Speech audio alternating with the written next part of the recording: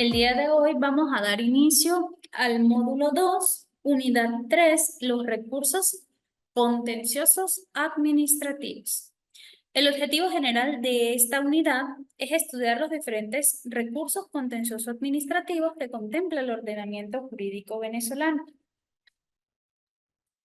El primer punto a tratar el día de hoy son las vías o los medios de proceder en el contencioso administrativo. Los medios de impugnación y de control en el contencioso, como manifestación del derecho a la tutela judicial efectiva, está en el artículo 26 de la Constitución, que implica los efectos de asegurar el sometimiento a la legalidad de la administración pública.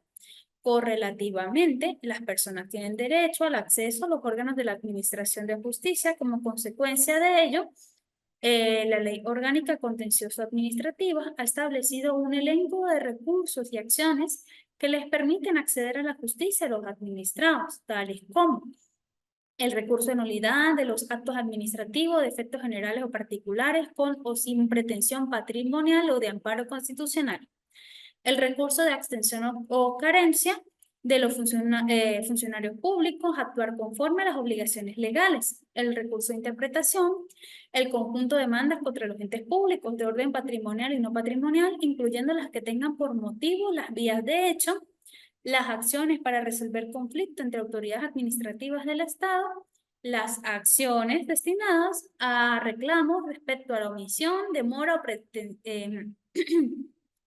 o prestación de eficiencia de servicios públicos. Por lo tanto, no se concibe al contencioso administrativo solo como un proceso de protección a la legalidad objetiva, sino a la tutela de los derechos e intereses de los recurrentes frente a la administración.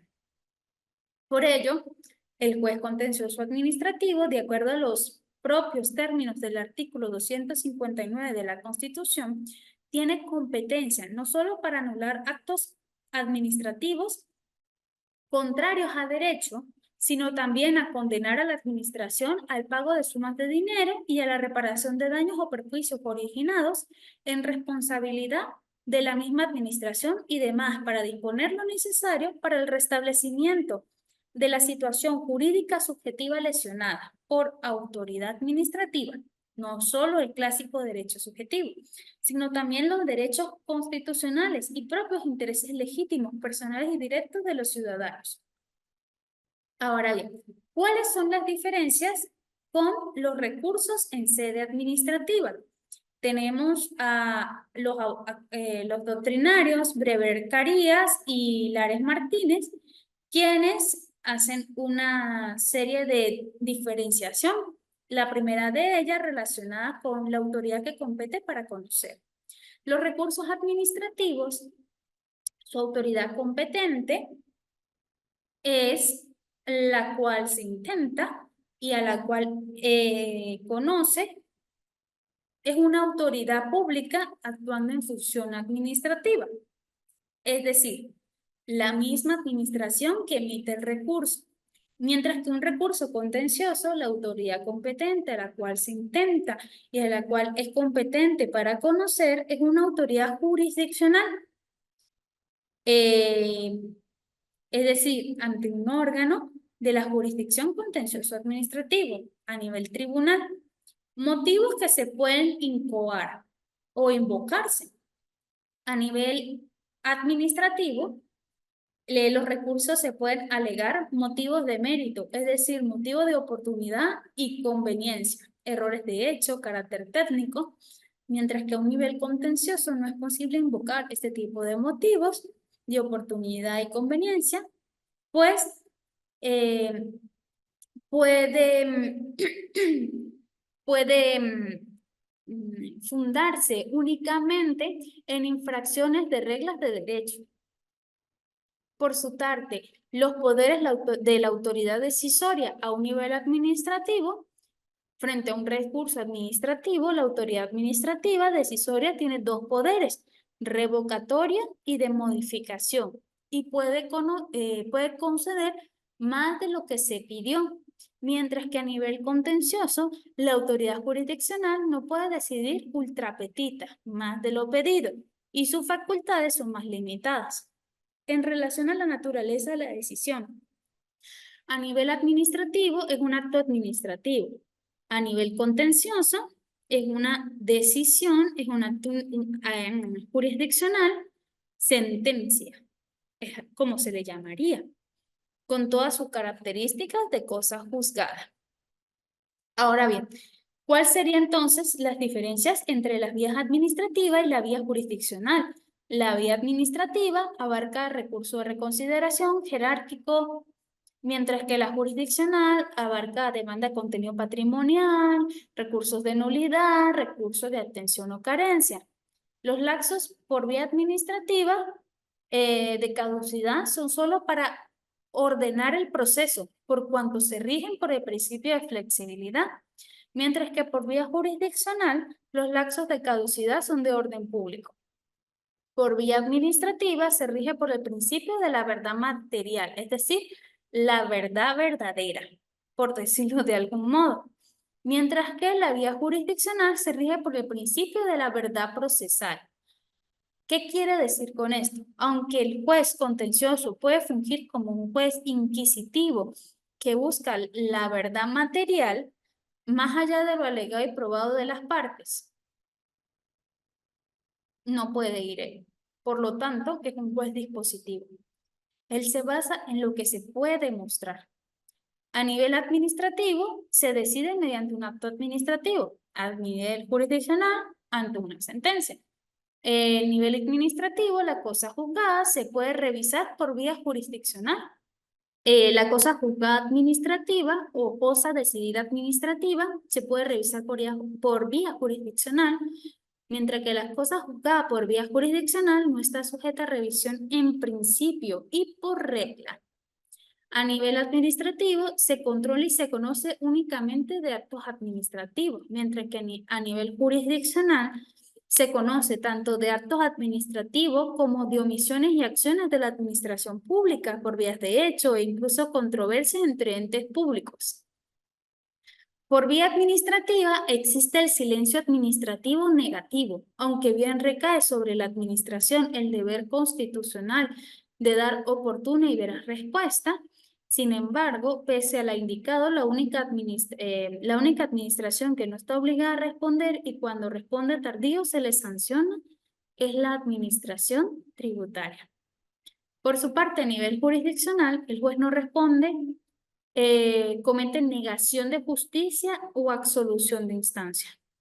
Finalmente, en la vía administrativa es inadmisible el despacho subsanador, salvo que la administración esté haciendo uso de su potestad de autotutela, convalide, revoque o anule el acto administrativo que esté conociendo. Mientras que en la vía jurisdiccional procede el despacho subsanador. Muy bien, ya hablamos de bastantes diferencias entre la vía jurisdiccional y la vía administrativa. Vamos a hablar de una semejanza entre ellas. Los recursos administrativos se rigen por la potestad de autotutela, por lo que se pueden modificar, anular o convalidar siempre que no se hayan constituido derechos subjetivos para terceros.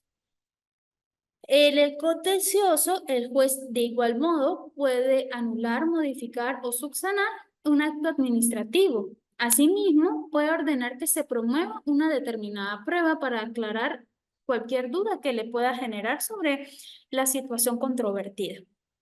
Ahora bien, ¿cuáles son los requisitos procesales de admisibilidad de los recursos contencioso administrativos? Existen requisitos taxativos en las demandas. El artículo 33 de la Ley Orgánica del Contencioso nos habla que el escrito de demanda deberá expresar, primero que todo, una identificación del tribunal ante el cual se está interponiendo la acción. En segundo lugar, una identificación de las partes, nombre, apellido, domicilio, con qué carácter actúa, el domicilio procesal. ¿Saben cuál es la diferencia entre un domicilio y un domicilio procesal? El domicilio puede ser el sitio en donde ustedes estén viviendo. El domicilio procesal es el que ustedes indican que les deben llegar todas las notificaciones, ¿sí? Que puede ser diferente al sitio donde ustedes estén viviendo. De repente su domicilio procesal sea un buzón de correspondencia, donde ustedes de repente les llega toda aquella documentación legal, diferente a los, este, a aquellos sobres o notificaciones que de repente cartas, que bueno, eso ya casi ni se usa porque todo es electrónico, pero antes llegaban de repente cartas a las casas y ese es el domicilio de las personas. Domicilio procesal es el sitio en donde va a llegar toda actuación, de repente a nivel tribunal, a nivel CENIA o cualquier ente o órgano de la administración pública. Asimismo, ustedes deben indicar el correo electrónico, preferiblemente el personal y uno secundario. Porque en caso de que a ustedes no los consigan en su domicilio procesal, la ley permite que las notificaciones sean remitidas a través de correo electrónico. Muy bien. El tercer ítem sería en relación a si la parte, alguna de las partes fuera una persona jurídica, donde se debe indicar su denominación o razón social y los datos relativos a su creación o registro. En cuarto lugar, la relación de los hechos y los fundamentos de derecho con respecto, con sus respectivas conclusiones. En quinto lugar, si lo que se pretende es una indemnización por daños y perjuicios, se debería indicar el fundamento legal del reclamo y la estimación que considere pertinente para el caso. En sexto lugar, tenemos aquellos instrumentos de los cuales se deriva el derecho reclamado, es decir, son los anexos, lo que sustenta la demanda. En séptimo lugar y final, la identificación de su apoderado con su respectivo poder. En caso justificado, podrá presentarse la demanda de forma oral y en el tribunal se ordenará la respectiva transcripción. La negativa a aceptar la presentación oral deberá estar motivada por escrito. Ahora bien, vamos a ir desglosando uno por uno de cada uno de estos ítems. En primer lugar, la identificación del tribunal ante el cual se interpone. Se requiere que se establezca la competencia. Si hay una declinatoria de competencia dentro del contencioso, no hay un mayor problema. Pero si le compete a otro tribunal, no podríamos ejercer la acción. Desde un punto de vista jurídico, se busca es evitar la declinatoria. En relación al segundo, nombre, apellido y domicilio de las partes, además de identificarse, los datos más básicos, se requiere también el número de la cédula de identidad, así como se debe indicarle al juez en qué condición se está actuando. En cuanto a la notificación electrónica, que ya estaba yo adelantándoles un poco en esa explicación, no hay no hay como tal una gran regulación sobre la parte del recibido. Claro, hay diversas normativas, hay muchas leyes que hablan de repente que el organismo público lo envía a través de un correo institucional. Sin embargo, la mayoría de organismos públicos no tienen correo institucional, sino que utilizan el Gmail. Este requisito como tal, pues se cumple. El fin de la notificación es que la otra parte o la contraparte se entere o se dé pues dé por conocimiento que existe una causa en su contra. Entonces, bueno, la única normativa que regula como tal ese tema del recibido es la Ley de Datos y Firmas Electrónicas en su artículo 38. Hace una mención sobre los facsimilares de las empresas. ¿Qué quiere decir con esto? De repente se hace presencial, se imprime, la autoridad lo firma, lo sella, lo escanea y se envía al particular. para que él tenga conocimiento sobre esa causa. Y bueno, como ya les había mencionado, una notificación electrónica ya es como la etapa final cuando las notificaciones personales ya se han procedido a realizar y fueron infructuosas. La normativa nos dice que debería ser una notificación personal. Sin embargo, la doctrina ha establecido que se deben realizar 3 intentos de notificación personal. La última actualización de la ley del Tribunal Supremo de Justicia nos habla de que se hace el intento de notificación personal y directamente se pasa a notificación electrónica si en el expediente consta este correo electrónico. Ahora bien, ¿qué sucede en el caso de que no exista un correo electrónico dentro del expediente? Pasarían a publicar carteles. Ok. Si alguna de las partes fuera una persona jurídica, la legitimidad del representante de una persona jurídica de naturaleza mercantil se rige por lo que establecen los estatutos de la misma. En consecuencia, se debe probar la capacidad de representación presentado en el documento de asamblea extraordinaria que le da ese poder. Cabe destacar que, de todos modos, el juez puede subsanar solicitando luego la interposición de la demanda de la presentación del mismo. Ahora bien, ¿qué pasa si el periodo establecido en el estatuto para ser presidente o su representante legal está vencido? El presidente con el periodo vencido, al igual que la administración pública, debe seguir ostentando el cargo hasta que se proclame un nuevo presidente, con fundamento en la obligación de no dejar un vacío de poder. En consecuencia, funciona de la misma manera que en la administración pública. Cuando un funcionario público de carrera o de libre nombramiento o elección popular pide la renuncia del cargo, este está obligado a permanecer en su puesto hasta que le sea aceptada la renuncia y de tal manera no quede una vacante, un vacío. ¿Aplica como una oposición a la admisión de la demanda? Pues no, por lo antes expuesto, pues tiene el derecho y el deber de representar a la persona jurídica hasta que se designe a alguien nuevo. En cuarto lugar, la relación de los hechos y fundamento de derecho con sus respectivas conclusiones.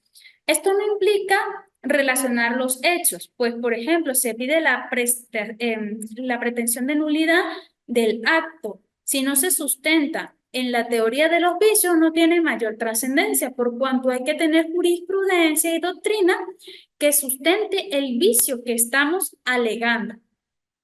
Este es el elemento más importante de la demanda. En la querella se ordena que no haya citas doctrinales jurisprudenciales para que la demanda sea suncita y concreta. Si no se cumple, la demanda es inadmisible. Ustedes deben siempre fundamentar todo lo que aleguen. Tienen que explicar de forma amplia lo que están solicitando, por qué lo están solicitando y cómo consideran ustedes que todas las herramientas que tienen a su disposición los ayudan a sustentar de forma correcta esto que es este petitorio. Ahora bien, si lo que si lo que ustedes pretenden es una indemnización por daños y perjuicios, es decir, una demanda de contenido patrimonial, la estimación debe ser prudencial porque el juez, dentro de su poder inquisitivo, puede ordenar una experticia. En consecuencia, lo que expresa este numeral es que indiquen la indemnización para poder determinar de manera certera la responsabilidad y la consecuencia en la indemnización. Aquellos instrumentos en los cuales se pueda derivar el derecho reclamado. Hablábamos de los anexos. Por lo general, es el mismo acto administrativo emanado de la administración pública o de repente un contrato, pero en carencia, en carencia o vía de hecho no se aplica. ¿Por qué?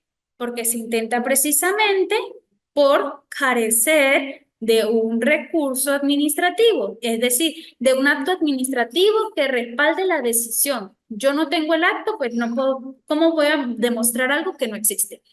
Cabe destacarse que se puede solo nombrar que el acto indicando el lugar donde se encuentra o bien a través de una copia simple. Porque recuerden que la copia vale lo que valga su original. Ahora bien, identificación del apoderado y de la consignación del poder. En un área propia de los abogados se debe estar graduado en primer lugar y cumplir con todos los requisitos para ir hasta la político administrativo.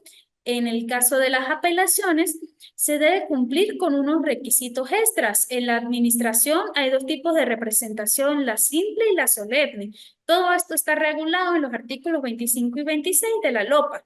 El artículo 34, por su parte, de la Ley Contencioso Administrativo, nos habla de que en el demandante en cuyo domicilio no exista un tribunal de jurisdicción contencioso administrativo para conocer la demanda, podrá presentarla ante un tribunal de municipio, el cual deberá remitirla inmediatamente el expediente foliado y sellado al tribunal señalado por el demandante.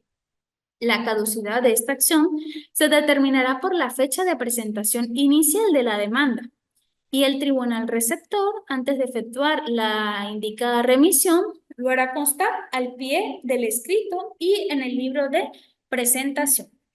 Ahora bien, ya sabemos cuáles son los requisitos que debe tener la demanda para ser admisible. Y nos corresponde también saber cuáles son aquellos supuestos de inadmisibilidad de la demanda. Presentada la demanda, la primera operación que el juez debe realizar es verificar que la misma cumpla con los requisitos de admisibilidad, que se formulen en sentido negativo, es decir, causales de inadmisibilidad. Si el tribunal constata que el escrito de demanda no se encuentra inmerso en alguna de estas causales que vamos a desarrollar, debe entonces proceder a decidir la admisión dentro de los 3 días siguientes a su recibido. El artículo 35 de la Ley Orgánica de Contencioso Administrativo nos dice: la demanda se declarará inadmisible en los siguientes supuestos. En primer lugar, la caducidad de la acción. En segundo lugar, acumulación de pretensiones que se excluyan mutuamente o cuyos procedimientos sean incompatibles.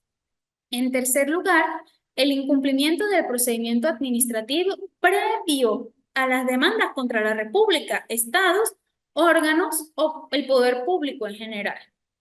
Que la ley le establezca una prerrogativa. En cuarto lugar, no acompañar los documentos indispensables que verifiquen su admisibilidad. En quinto lugar, existencia de una cosa juzgada. Sexto, existencia de conceptos irrespetuosos. Y séptimo, cuando sea contrario al orden público, las buenas costumbres o alguna disposición expresa por la ley. Igual que lo anterior, vamos a ir desglosando cada uno de estos ítems para que haya una mejor comprensión del tema. En relación a la caducidad, su alcance. La caducidad como una garantía constitucional de orden público y un castigo por la inacción comporta la pérdida del ejercicio del derecho de acción por el transcurrir del tiempo para acudir a los órganos jurisdiccionales. El artículo 26 de la Constitución establece lo siguiente: toda persona tiene derecho de acceso a los órganos de administración de justicia para hacer valer sus derechos e intereses, incluso los colectivos o difusos, a la tutela judicial efectiva de los mismos y a obtener con prontitud la decisión correspondiente. Esto viene de la mano de dos principios: la seguridad y las normas de orden público. Ahora bien, ¿cómo se trata? ¿Cuál es su tratamiento? Es lo primero que determina el juez, aunque bien únicamente el caso de interponerse un recurso administrativo con amparo cautelar se admitirá la demanda y el mismo libelo de admisión va a dejar una alerta sin haber revisado el término de caducidad. ¿Por qué? porque va a prevalecer la restitución de la violación de un derecho constitucional. En ese caso, ¿qué sucederá cuando se revise y efectivamente exista una caducidad? Se declarará inadmisible. Y como el amparo cautelar es un accesorio, se suspenderá, por lo que resultará inoficioso, pues solo mientras haya una medida cautelar hay una protección. Ahora bien, debemos hacer una diferenciación. A veces a nosotros los abogados nos confundimos sobre nombres. Caducidad, prescripción, perención, suspensión, todo nos parece a veces lo mismo como sinónimos, pero no son sinónimos. Cada institución tiene una función. Eh, la caducidad se distingue de la prescripción, porque la prescripción es una pérdida o adquisición de un derecho u obligación. La perención es la inactividad de la parte actora. La suspensión es la paralización de un procedimiento por incumplimiento de actuaciones procesales. ¿Sí? Entonces, existen diferencias, aunque leves, pero una diferencia al fin y al cabo. ¿Cuál es la base legal de la caducidad? El artículo 32 de la Ley Orgánica del Contencioso Administrativo, la cual nos dice que las acciones de nulidad caducirán conforme a las reglas siguientes. En los casos de los actos administrativos de efecto particular, al término de 180 días continuos, contados a partir de la notificación del interesado o cuando la administración no haya decidido el correspondiente recurso administrativo en el lapso de 90 días hábiles, contados a partir de la fecha de su interposición. En segundo lugar, nos habla de 30 días continuos en el caso de los actos impugnados cuando sean de efectos temporales. En tercer lugar, nos habla de 180 días continuos en los casos de vía de hecho, recursos de atención, contados a partir de la materialización de aquellas o desde el momento en el cual la administración incurrió en la abstención. Ya veníamos hablando que esto de abstención es que no hay un pronunciamiento. Las acciones de nulidad contra los actos de efectos generales dictados por el poder público en cualquiera de sus instancias podrán interponerse en cualquier tiempo. Las leyes especiales tendrán otros lapsos de caducidad. Por lo tanto, yo les recomendaría a ustedes que antes de interponer cualquier demanda, revisen. Por ejemplo, voy a hacer una demanda contra el CENIAF. Tengo que revisar la ley del CENIAF para ver exactamente cómo se regula, pues cada organismo, usualmente, si no es que es la norma, tiene su propia normativa, tiene sus propias leyes y reglamentos por el cual regirse. Y eso altera los conocimientos previos o los conocimientos generales que estén establecidos en la Ley Orgánica del Contencioso Administrativo. Ahora bien, vamos a hablar de los tipos de caducidad. En primer lugar, en los casos de los actos administrativos de efecto particular, el término de 180 días continuos. Esto está hablando de días calendarios, de lunes a lunes, contando a partir de su notificación al interesado, es decir, el día siguiente, o cuando la administración no haya decidido el correspondiente recurso administrativo, lo que hablamos antes del silencio administrativo, en el lapso de 90 días hábiles.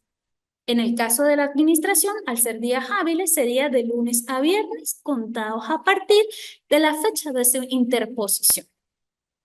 La ilegalidad del acto administrativo de efecto particular podrá oponerse siempre por vía de excepción, salvo disposición especial por el principio de flexibilidad administrativa, pero está consagrado solemnemente un vicio, el vicio de la ilegalidad que pudiese levantar la caducidad de estos lapsos, porque es un vicio que violenta la validez del acto. En segundo lugar, tenemos en los casos de los actos administrativos de efecto temporal. El lapso será de 30 días continuos, como ya nos venía diciendo la normativa, y se debe revisar la pertinencia o no de intentar dicho recurso, debido a que el acto puede expirar antes de culminar la controversia en el proceso. Por ejemplo, una concesión por permisología de expendio de licores por el periodo de ferias o un permiso de construcción. En tercer lugar, en los casos de vías de hecho y recursos por abstención, son 180 días continuos, contados a partir de la materialización de aquellos o desde el momento en que la administración incurre en la abstención. ¿Cómo se logra demostrar exactamente que se está en un tiempo hábil para la interposición de la querella o la demanda? Mediante las pruebas necesarias en consideración al principio de la libertad probatoria. No hay algo en específico que yo les pueda decir, esto sirve para demostrar todo, porque cada caso es individual, es particular, tiene sus situaciones específicas, se puede parecer a otro, pero no es lo mismo. Y tienen que tener creatividad, innovación. Deben siempre pensar de qué manera yo puedo demostrar esto utilizando todas las herramientas disponibles. Actualmente hay muchos avances tecnológicos. Utilicen los medios tecnológicos para demostrar. Las normativas lo permiten. De repente, actualmente todavía hay un poco de resistencia, pero a la larga los medios tecnológicos van a ser los más utilizados para demostrar o para utilizar medios probatorios a nivel de los tribunales o cualquier órgano de la administración pública. ¿Qué es lo otro que nos podríamos preguntar en este supuesto? ¿En qué caso, en el caso de la abstención, omisión o carencia?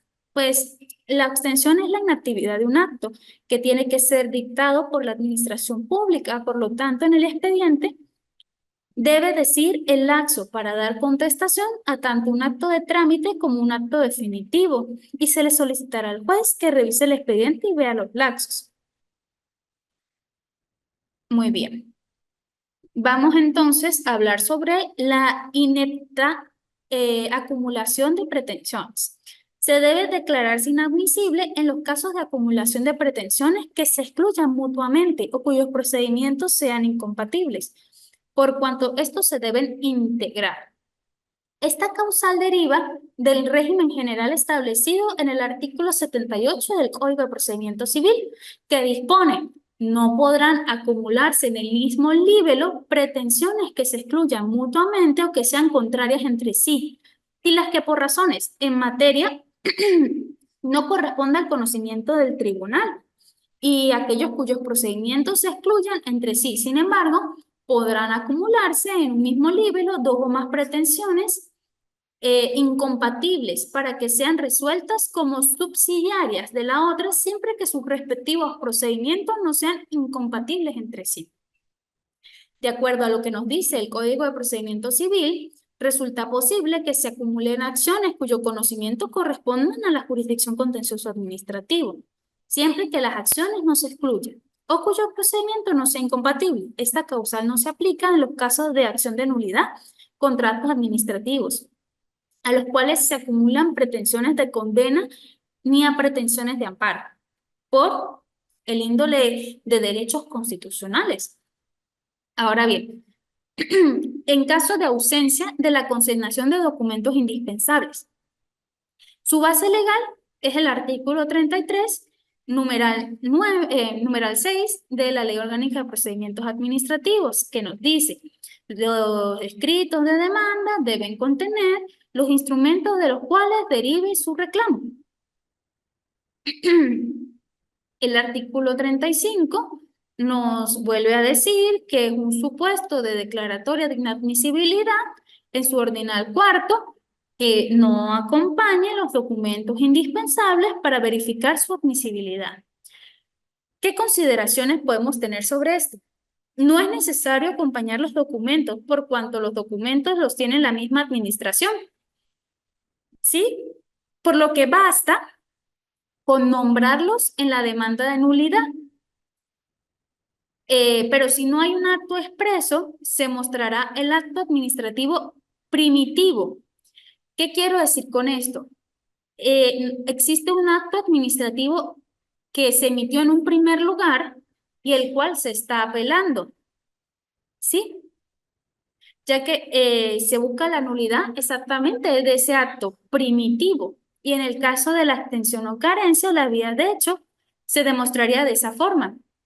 Yo hice una solicitud, de repente ejerciendo un recurso jerárquico, un recurso de reconsideración, la administración pública no se pronunció en el acto establecido, entró en silencio negativo, yo puedo ejercer un recurso de extensión o carencia contra ese silencio administrativo de la administración pública. No tengo cómo demostrarlo porque no existe una resolución o una decisión que haya sido emitida, pero sí existe el acto administrativo primitivo que ocasionó todo ese ejercicio de recursos. ¿Qué es lo que nos habla la jurisprudencia sobre esto? La Sala de Casación Social habla sobre el requisito de acompañar documentos en la pretensión y nos dice, son documentos fundamentales de la pretensión aquellos de los cuales emana el derecho que se invoca y cuya pretensión no ofrezca dificultad para el demandado, que conozca los hechos en que el actor funda su pretensión y la prueba de la que intenta valerse. Así, el que pretende reivindicar, por ejemplo, en ese caso de la demanda, un inmueble deberá acompañar el título de propiedad donde conste su dominio. Quien exija el cumplimiento de un contrato deberá presentar el instrumento del cual resulte su celebración. La importancia de producir instrumentos fundamentales con la demanda radica en suministrarle al juez los elementos necesarios para evaluar y considerar si la pretensión es admisible en el derecho y si además el acto como tal es de aquellos que causan estado y que afectan derechos subjetivos o intereses legítimos. Por lo tanto, y como garantía del derecho a la defensa del demandado, le permiten conocer este y que se base el reclamo del demandante y los fundamentos fácticos jurídicos de su pretensión. Entonces, ¿qué es lo que nos viene a decir? El tribunal que los documentos o los anexos que vengan a reforzar lo que estamos solicitando son importantes, porque es de lo que el juez se va a basar, recordando lo que habíamos hablado de la diferencia entre jurisdicción administrativa y contencioso administrativo. El juez se basa en lo alegado y probado durante el juicio. Ahora bien, la existencia de una cosa juzgada material. Su base legal es el artículo 35, numeral 5, y pues cuando la sentencia queda firme, se debe tener presente que cuando una sentencia queda firme, bien porque los lapsos para ejercer recursos de impugnación precluyeron o porque tales mecanismos no son procedentes o porque se emplearon y esa decisión sobre el fondo se torna inmutable frente a todo proceso futuro que puede iniciarse sobre el mismo, en rigor, ahí es cuando estaríamos en presencia de una cosa juzgada. En quinto lugar, la existencia de conceptos irrespetuosos. ¿Qué es eso? Esta causal es muy subjetiva al momento de precisar el alcance del término irrespetuoso. Eso ya es más a criterio del juez. ¿Qué consideraría él? Que están adentrándose en un campo donde se puede de repente confundir lo moral con lo inmoral, etcétera, etcétera, pero es algo ya muy propio del juez que va a determinar si es irrespetuoso o no es irrespetuoso. Y bueno, su función como abogado defensor va a ser tratar de conciliar y mediar para que la causa que están manejando ustedes con su cliente fluya lo mejor posible. En sexto lugar, la contrariedad al orden público, las buenas costumbres o una disposición expresa de ley. Base legal, artículo 35, ordinal 8 de la Ley Orgánica de Procedimientos Administrativos. ¿Qué consideraciones podemos tener? Al igual que en el ordinal 6, el término de las buenas costumbres cubriría la parte de conceptos irrespetuosos, pero en un término indeterminado, dependiendo del territorio y el tiempo y las personas. Al hablar de orden público, pues son normas de naturaleza irrelajable. ¿Qué se podría recurrir en este caso? caso de los actos administrativos de mero trámite, no son recurribles en principio. El acto que se recurre es un acto definitivo, es decir, una resolución, una sentencia, una decisión, el resultado de un procedimiento administrativo. Dependiendo del organismo en el que se trate, le va a tener un nombre diferente. Puede ser una sentencia, o en el caso del CENIA, en el caso de la Contraloría, sé que es una resolución. En el caso del CENIA, ellos también le tienen un nombre muy particular a sus decisiones.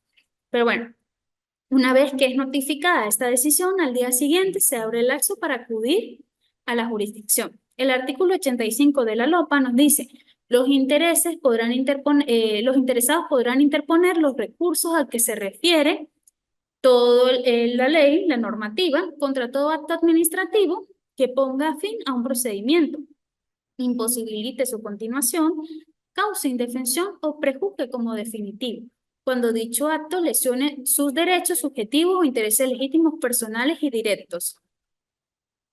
Ahora bien, vamos a entrar ya al fondo del asunto, que son los recursos. Sin embargo, ya nos quedan 7 minutos de clase. Yo voy a empezar a hablar sobre el recurso de nulidad, hasta donde podamos llegar, y pediré a la universidad una hora extra de repente la próxima semana para poder continuar con este tema y no quedar a la deriva para la entrega de la actividad, la cual ya tienen disponible en su plataforma.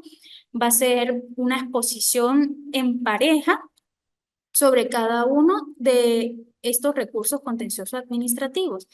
De todos modos, yo les aconsejo que vayan buscando la información, vayan preparándose con su pareja y tomen como una guía lo que yo vaya a decir, algo general. Yo voy a hablar de forma general, pero yo espero que ustedes investiguen a fondo y me expliquen de forma muy clara, concisa y específica todo lo relacionado con el acto administrativo que les fue asignado. Muy bien. Entonces, la demanda de nulidad. Puede afirmarse que en Venezuela existe una única demanda de nulidad contra actos administrativos, en la cual se puede solicitar tanto el control objetivo del acto como el restablecimiento de la situación jurídica subjetiva lesionada. En nuestro ordenamiento jurídico, el sistema contencioso administrativo por imperativo del artículo 259 de la Constitución, está integrado por jueces que tienen facultad no solo para declarar la nulidad de actos administrativos generales o particulares contrarios a derecho, sino también para condenar de igual modo al pago de sumas de dinero, a reparación de daños y perjuicios y el restablecimiento de una situación jurídica infringida. De esta forma, se autoriza al recurrente para acumular en su solicitud de nulidad pretensiones de condenas propias de la plena jurisdicción. Debe otorgarse una tutela judicial efectiva y garantizar el restablecimiento de las situaciones jurídicas lesionadas por la actividad administrativa. En la Ley Orgánica del Contencioso, consagra un procedimiento común para la demanda de nulidad contra los actos de efectos generales y particulares, presentando pequeñas diferencias referidas al lapso de caducidad para su interposición, en lo que respecta a la publicación del cartel del emplazamiento. Entonces, se puede solicitar de manera conjunta un recurso de nulidad contra un acto administrativo de efectos particulares y una indemnización, es lo que nos deberíamos preguntar. Y sí, efectivamente, ya que hay un carácter indemnizatorio que puede estar implícito en la restitución de una situación jurídica infringida. Ni la ley ni la jurisprudencia lo prohíben. Ahora bien, ¿qué características tiene este tipo de demanda? No está informada de un carácter objetivo, es un proceso de partes. Se ejerce como los actos administrativos unilaterales, bien sea efecto general o particular. Solo puede interponerse por motivos jurídicos, es decir, que el fundamento de impugnación ha de ser inconstitucional o ilegal. Se ejerce contra la actividad administrativa desplegada por entes u órganos contemplados en el artículo 7 de la Ley Orgánica de Procedimiento, en la Ley Orgánica del Contencioso Administrativo, que comprende toda la actividad administrativa en un sentido orgánico y material. Es de orden público, lo cual tiene dos significados.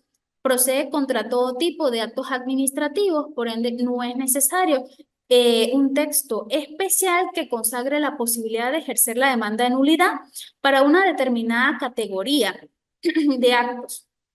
Y nadie puede renunciar por anticipado al derecho de incoar una demanda. En sexto lugar, tenemos que se garantiza la legalidad inherente a todo Estado de Derecho, ya que a través de su ejercicio se controla la actividad administrativa, asegurando un apego al derecho. Al anular todo acto administrativo que sea contrario al ordenamiento jurídico vigente. En séptimo lugar, las sentencias dictadas con ocasión al ejercicio de estas demandas tienen al menos en lo que respecta a las decisiones de anulación efecto erga omnes, es decir, frente a terceros. Pues ya nos quedan 2 minutos de la clase.